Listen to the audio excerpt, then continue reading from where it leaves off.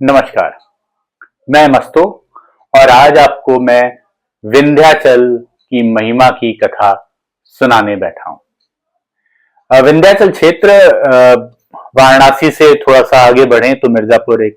जिला पड़ता है। वहां जो विंध्याचल पर्वत का क्षेत्र है वो संपूर्ण क्षेत्र देवी भगवती से संबंधित है और वो देवी का क्षेत्र माना जाता है। अब मैंने पहली बार विंध्याचल के बारे में जब मैं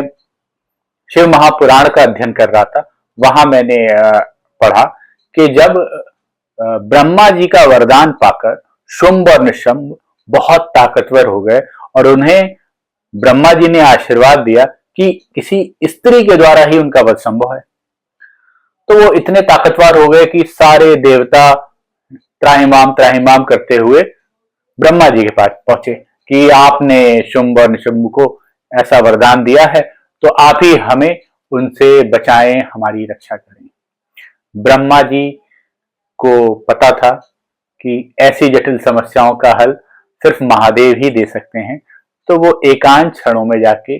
महादेव से मिलते हैं और महादेव से प्रार्थना करते हैं कि महादेव आप ही भगवती को प्रेरित कीजिए, प्रेरणा दीजिए कि वह इस शरीर को त्याग कर एक नवीन शरीर धारण करें और शुंभ और निशुंभ का वध करें। तो महादेव देवी को प्रेरित करते हैं और देवी महादेव के साथ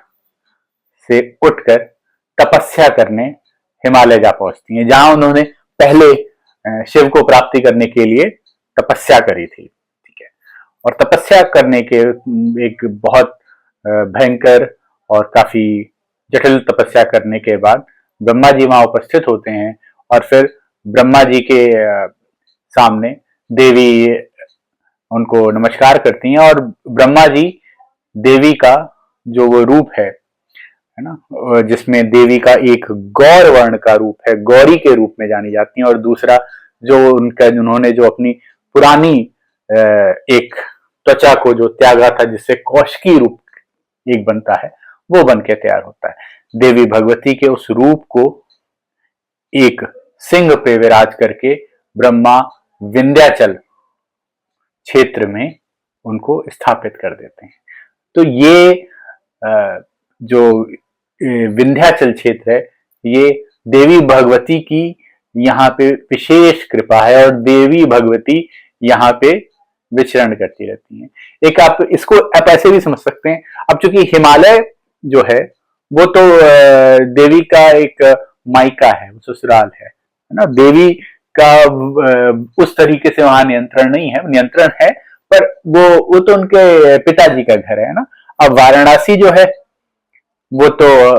पूर्व में भी महादेव का वहां संपूर्ण नियंत्रण रहा है, महादेव का कंट्रोल रहा है, तो अब देवी को एक अपना भी क्षेत्र चाहिए भाई, पर वो महादेव से बहुत दूर तो जा नहीं सकती। तो वही जो गंगा का किनारा है जहां से है ना वाराणसी की सीमा समाप्त होती है, उसके उधर का दूसरी तरफ का जो क्षेत्र है वो देवी का क्षेत्र शुरू हो जाता है। और वो जो देवी के क्षेत्र की जो विराटता और जो विशालता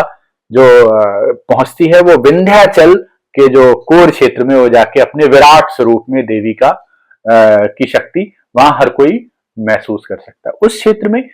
तमाम अलग अलग लोगों ने तप किया है, सप्त ऋषियों ने वहां तप किया है, भगवान विष्णु ने वहां शिव की से तपस्या करी, और ये माना जाता है कि शिव की पूजा करते करते भगवान विष्णु ने अपना नयन शिव को चढ़ा दिया, और इस पूजा के बाद और इस उपासना के बाद शिव प्रसन्न हुए और उनको चक्र, जो विष्णु का जो चक्र है जो युद्ध के दौरान टूट गया था, वो नया चक्र जो है वो शिव जी भगवान विष्णु को प्रदान करते हैं। और जब उनको माँ लक्ष्मी को पता लगता है कि विष्णु जी ने इतना कुछ प्राप्त कर लिया है शिव जी की आराधना करके विंध्याचल क्षेत्र में, तो माँ लक्ष्मी भी इस क्षेत्र में आकर भगवान शिव की उपासना करती हैं,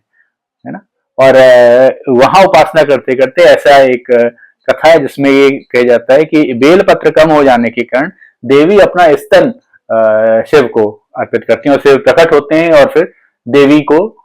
मनोवांछित जो उनकी इच्छाएं थी, जो चाहती थी, वो उनको प्रदान करते हैं। और ये भी कहते हैं कि चूंकि तुमने बेलपत्र की इतनी महिमा बढ़ा दी है कि अगर एक बेलपत्र कम हो जाए तो मेरी पूजा अधूरी रह जाएगी, और उसके लिए तुमने अपना स्तन चढ़ा दिया, तो अब से आज से ये बेलपत्र मेरे पूजा के लिए अत्यंत उपयोगी और एकदम कंपलसरी सब्जेक्ट हो जाएगा, एकदम जरूरी विषय हो जाएगा। तो कथाएं अनंत हैं इस विंध्याचल क्षेत्र की, और इस क्षेत्र में आप हर जगह उस माँ भगवती का असर पाएंगे, है ना, उनका जादुई स्पर्श पाएंगे। धन्यवाद।